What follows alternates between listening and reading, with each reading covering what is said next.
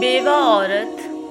ایک بزرگ ولیُاللہ جناب داؤد طائی رحمۃ اللہ علیہ سے منسوب ایک حکایت ہے کہ ان کے شہر میں ایک عورت بیوہ کیا ہوئی کہ اس پر مصیبتوں کے پہاڑ ٹوٹ پڑے۔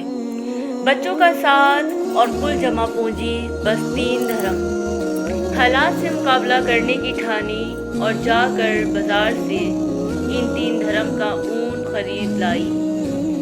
کچھ چیزیں بنا کر فروخت کی تو 5 درہم وصول پائے۔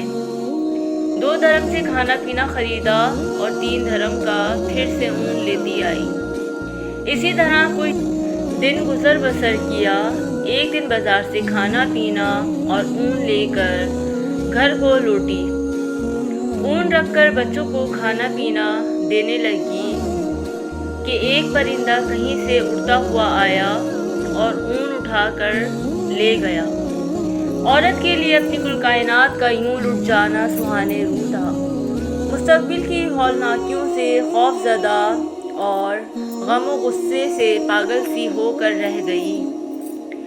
دوسرے دن سیدھا جناب داؤد طائی کے گھر گئی اور ان کو اپنا قصہ سنا کر ایک سوال پوچھا، کیا ہمارا رب رحم دل ہے یا ظالم؟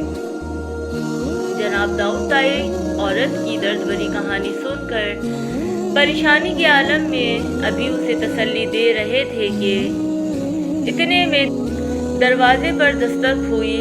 جا کر دیکھا تو 10 اجنبی اشخاص کو کھڑے ہوئے پایا۔ ان سے آمد کا مقصد اور ماجرا پوچھا تو انہوں نے کہا، حضرت ہم سمندر میں سفر کر رہے تھے کہ ہماری کشتی میں ایک سوراخ ہو گیا۔ پانی اس تیزی سے بڑھ رہا تھا کہ ہمیں ہماری موت صاف نظر آ گئی۔ مصیبت کی اس گھڑی میں ہم میں سے ہر شخص نے عہد کیا کہ اگر اللہ پاک ہماری جان بچا دے تو ہم میں سے ہر آدمی 1000 درہم صدقہ دے گا۔ ابھی ہم یہ دعا کر ہی رہے تھے کہ ایک پرندے نے کہیں سے ہماری کشتی میں اون کا ایک گولا لا کر پھینک دیا، جسے ہم نے فوراً سوراخ میں پھنسایا، کشتی کو پانی سے خالی کیا اور سیدھا یہاں نزدیک ترین ساحل پر آ پہنچے۔ ہم کیونکہ یہاں کے لیے اجنبی تھے، اس لیے لوگوں سے کسی معتبر آدمی کا نام پوچھا تو انہوں نے ہمیں سیدھا آپ کے پاس بھیج دیا ہے۔ یہ لیجئے 10,000 درہم اور ہماری طرف سے مستحقین کو ڈھونڈ کر دے دیجئے گا۔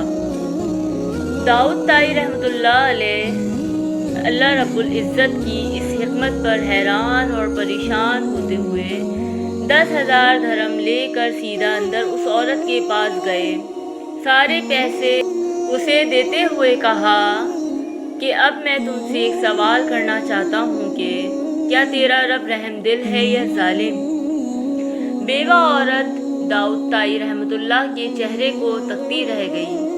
اس کی آنکھوں سے اشک جاری تھے، گویا اس کے جسم کا ہر حصہ، ہر بال رب کے شکر میں ڈوبا جا رہا ہو۔ اللہ کی تدبیریں ہماری سوچ سے کہیں بہتر ہیں۔ اللہ کا شکر ادا کریں اور اس کی ذات پر مکمل بھروسہ رکھیں، وہ کسی کو تنہا نہیں چھوڑتا۔